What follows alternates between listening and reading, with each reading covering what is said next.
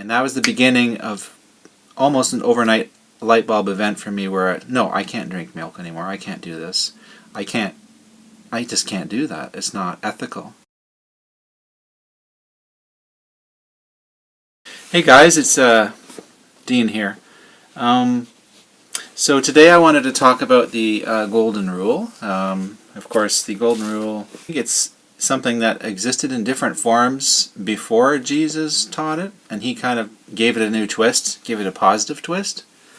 It used to be, don't do unto others what you wouldn't want them to do to you, but he taught, do unto others as you would want them to do unto you. So treat others the way you want to be treated. Does that apply to animals? Well, I'll tell you just a short story. When I was about, I was in grade 2, and I was coming home from school, a beautiful sunny day, and the sidewalk was covered in ants. It's a carpet of ants. And I start stomping on these ants, thinking, oh, isn't this fun? This mischievous bent that children sometimes have to do something like that.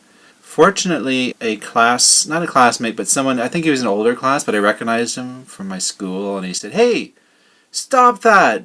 How would you like it if you were an ant and someone came and stepped on you? And I actually took that to heart, I really did, and I thought about it, and I remember it to this day. It was an important little lesson for me. Oh, a big lesson, isn't it? That was the first time I really thought about that Golden Rule, even though I'd probably gone to the Sunday school and maybe they'd covered it, maybe they hadn't, I don't know. It worked, I realized that, well, if I was an ant, I wouldn't want my life to be abruptly ended when I'm doing something constructive and serving a purpose. Serving a purpose. Me stomping on them was not serving any purpose except for my own selfish curiosity on what would happen if I stepped on ants. The reason I became vegan was realizing that the cow's milk belonged rightfully to the cow's calf, not to people, not to us.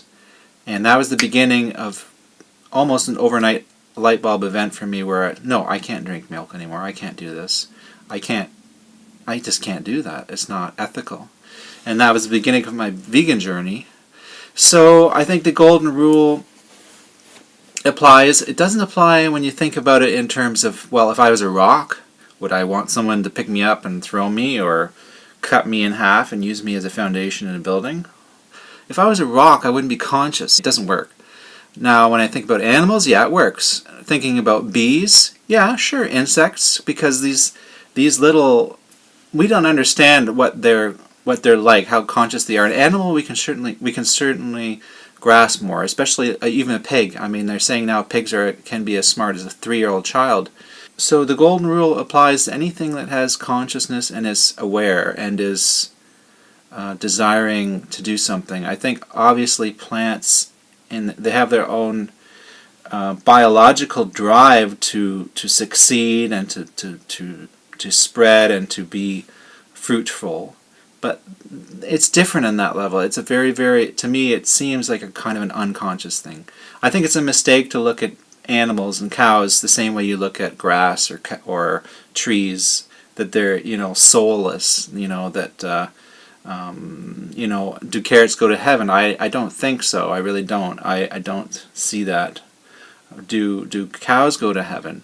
Well, I don't believe in heaven as a place anyways. I believe that heaven is symbolic of solutions, because we all want solutions and we all need solutions. We all seem to be here with problems to work out, emotional problems. We seem to be born into situations where we have problems. We want solutions, and solutions are heaven. Heaven is a solution.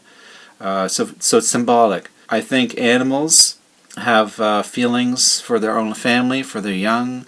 They are affectionate. They receive affection. They can give it back. Just look on YouTube. You'll see tons of videos with animals, even ones that people didn't expect were affectionate, like chickens or a rooster, showing affection, welcoming, being hugged and hugging back and nudging, like a cat or a dog wags its tail.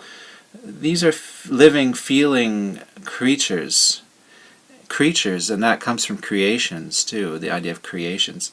And I think if you're going to look at it all biblically in one kind of whole, you've got, a creator, a spirit, a mind, a master intelligence that conceives and has ideas, and these ideas are born, and these ideas express the creator, which is good. So anything that's expressing purpose, we shouldn't go and obstruct it or stop it from living, from expressing all the qualities that it wants to express, like family, like togetherness. Sheep apparently are good at being all together. I mean, that's the whole idea of the sheep. They like to be together. I think cows are like that too, a kind of a herding animals, because these are peaceful animals, right? I mean, cows aren't out there like jumping out of the bush and attacking people and biting their heads off. They're peaceful, and if they all stay together, they're safer that way. That's why they picked cows probably to milk, and because the cows were so passive. And I think that's all the more horrible about the whole idea of it. The horror to me, that you take the most peaceful, loving animals that are non-violent that there are, and then you brutally oppress them, and you keep them in terrible environments, and factory farms are terrible environments. They're standing on concrete.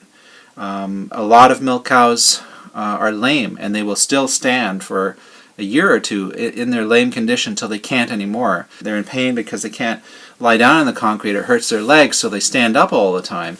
And they're constantly re-impregnated, and as soon as there's not enough milk, there's no interest in their lives from the corporation, the farm. The farm doesn't see any money and is not going to start spending their profits to keep this sickened cow, which they caused to be sick, which they caused to be lame. They see no responsibility other than to send it to the slaughterhouse to get a big bullet into its brain, slash its throat, drain it, slice it up, and make hamburgers and hot dogs out of it. And we don't need that. We can live without the meat, We can live without it. We can live on a plant-based food foundation, especially nowadays. I mean, there's just no excuse for it. Anyways, so I think that's not my little chant or rant or whatever here.